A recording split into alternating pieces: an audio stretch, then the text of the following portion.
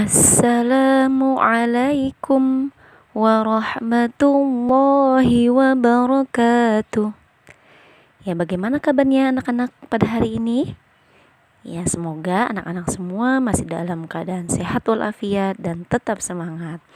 Ya, anak-anak Bu Guru yang sholih dan sholihah, hari ini kita akan belajar pelajaran akidah akhlak, yaitu tentang rukun iman. Ya, sebelum memulai pelajaran pada hari ini, jangan lupa anak-anak siapkan terlebih dahulu buku paket, buku paketnya dan alat tulisnya jika diperlukan ya Nah ya sudah dipersiapkan ya. Alhamdulillah kalau sudah dipersiapkan ya. Sebelum kita memulai pelajaran pada hari ini, marilah sama-sama kita membaca basmalah. Bismillahirrahmanirrahim.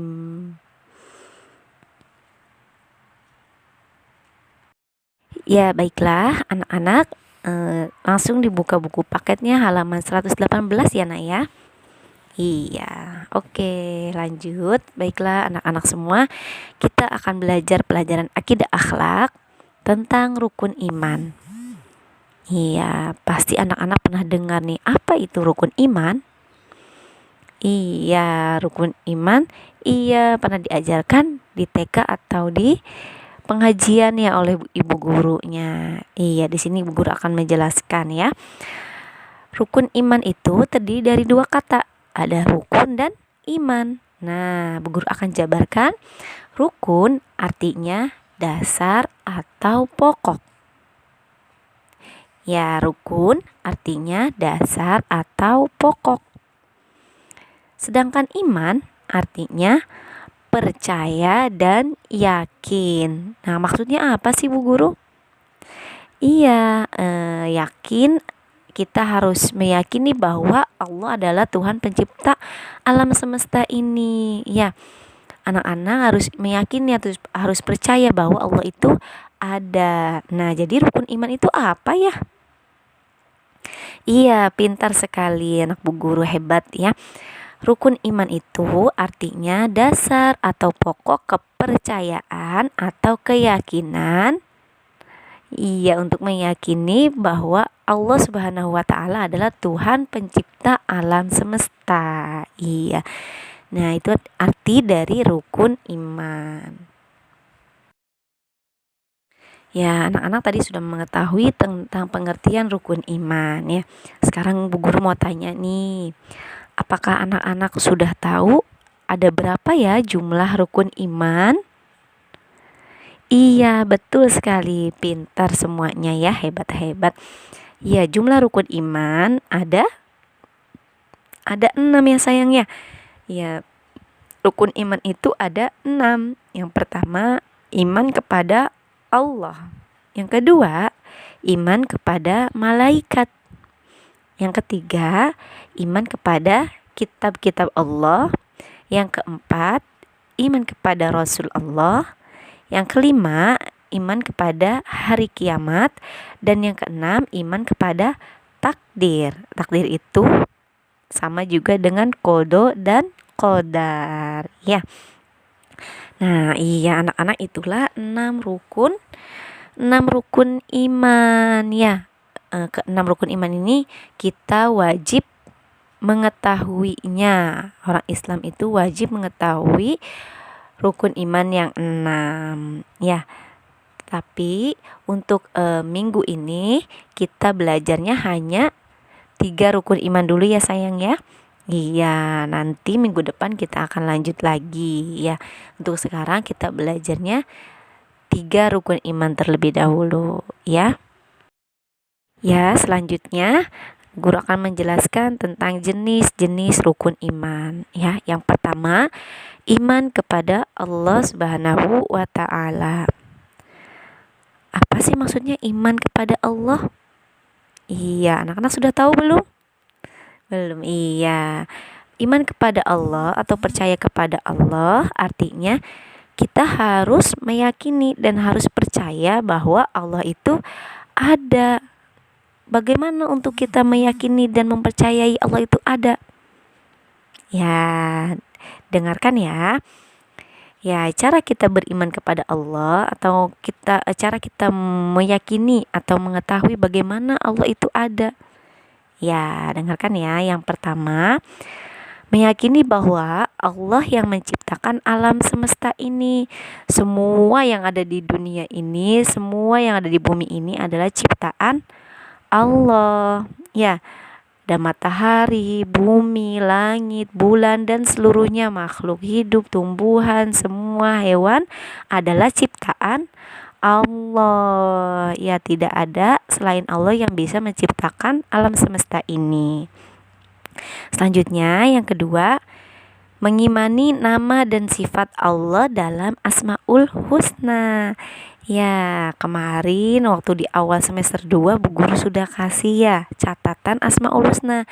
Nah, itu adalah nama-nama Allah dan sifat-sifat Allah. Nah, kita juga sebagai umat Islam atau sebagai manusia wajib mengetahui Asmaul Husna, sayang. Iya, makanya Bu Guru berikan catatan atau nama-nama Asmaul Husna ya, agar anak-anak dibaca di rumah ya. Jika dibaca setiap hari, insya Allah dengan sendirinya hafal ya. Selanjutnya yaitu menjalankan perintahnya dan menjauhkan larangannya. Apa maksudnya ya? Iya, menjalankan perintahnya. Ya, semua yang diperintahkan Allah harus kita laksanakan, seperti sholat 5 waktu, menunaikan ibadah puasa, membayar zakat, bersedekah, berbuat baik. Ya, itu semua perintah Allah. Nah, kita harus menjauhi larangannya. Nah, apa larangan dari Allah? Iya, larangan dari Allah yaitu berbuat maksiat, berdosa, sombong, terus apalagi menghina orang lain, iya, menjelek-jelekan teman, iya, mengejek teman, itu tidak boleh, itu yang dilarang Allah, ya sayangnya.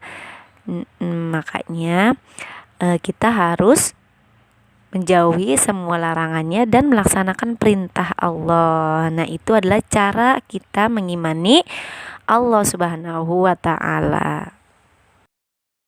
Ya, selanjutnya rukun iman yang kedua yaitu iman kepada malaikat. Ya, anak-anak tahu tidak? Malaikat itu diciptakan Allah dari apa ya? Iya, hebat sekali. Malaikat diciptakan Allah dari cahaya. Iya, makanya malaikat itu tidak terlihat ya. Anak-anak, malaikat itu adalah makhluk Allah yang paling taat loh. Paling taat dan patuh kepada Allah. Dan juga malaikat itu selalu bertasbih kepada Allah. Ayo, malaikat saja itu taat dan patuh kepada Allah, selalu bertasbih kepada Allah, selalu beribadah. Nah, kita sebagai manusia juga harus seperti malaikat, harus selalu bertasbih, harus taat dan patuh pada perintah Allah, ya sayangnya. Nah, terus selanjutnya anak-anak tahu nggak ya, ada berapa ya rukun iman yang harus kita yakini? Iya, pintar. Rukun iman yang harus kita percayai yaitu ada 10. Iya, sebenarnya malaikat tuh banyak sekali loh anak-anak. Tapi yang wajib kita ketahui itu hanya 10 ya sayangnya. Iya, yang pertama malaikat Jibril. Nah, malaikat juga punya tugas sayang masing-masing. Ya, sama seperti manusia, tugasnya untuk beribadah kepada Allah. Nah, malaikat juga sama punya tugasnya masing-masing. Ya, dengarkan ya. Yang pertama yaitu malaikat Jibril. Tugasnya menyampaikan wahyu. Ya.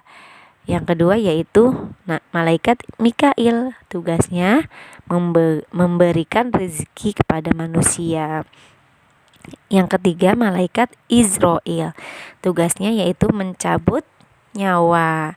Yang keempat, malaikat Israfil. Tugasnya yaitu meniup sangkakala atau trompet ketika dunia ini hancur atau pertanda datangnya hari kiamat. Nanti sebelum dunia ini hancur akan ada tanda-tandanya dari malaikat Israfil yang meniup sangkakala atau trompet. Nah, yang kelima yaitu malaikat Rokib. Tugasnya yaitu mencatat amal kebaikan manusia. Ayo anak-anak yang selalu berbuat baik, nanti dicatat loh perbuatannya sama malaikat Rokib. Ya, jadi anak-anak selalu berbuat baik ya, nanti biar dicatat sama malaikat Rokib. Nah, selanjutnya malaikat Atid. Kalau malaikat Atid apa tugasnya ya? Iya, yaitu mencatat amal buruk manusia. Tuh, siapa yang suka berbuat kejahatan atau berbuat buruk, suka jahilin teman atau tidak nurut sama orang tua, nanti dicatat perbuatannya sama malaikat Atid ya. Ya, selanjutnya malaikat Munkar. Ya, malaikat Munkar tugasnya menanya di alam kubur. Iya, yang menanyai nanti manusia di alam kubur adalah malaikat Munkar. Nah, selanjutnya malaikat Nakir. Nakir apa tugasnya? Sama malaikat Nakir, yaitu sama tugasnya dengan malaikat Munkar, menanya di alam kubur. Iya, nanti ketika kita di alam kubur, kita akan ditanya oleh dua malaikat, yaitu Munkar dan Nakir. Ya, semoga kita semua dapat menjawab dengan baik pertanyaan dari malaikat Munkar dan Nakir ya. Selanjutnya malaikat Malik. Nah, tugasnya apa? Menjaga pintu neraka. Ya, ternyata pintu neraka ada yang jaga juga ya anak-anak ya. Iya, yaitu malaikat Malik. Di dalam kisah pernah diceritakan kalau malaikat Malik itu adalah malaikat yang besar, tinggi besar, berwajah seram. Itu penjaga pintu neraka. Nah, yang terakhir adalah malaikat Ridwan. Ya, apa tugasnya malaikat Ridwan? Iya, pintar menjaga pintu surga. Nah, malaikat Ridwan ini kebalikan dari malaikat Malik. Tadi kan kalau malaikat Malik diceritakan tinggi besar, seram ya malaikatnya ya.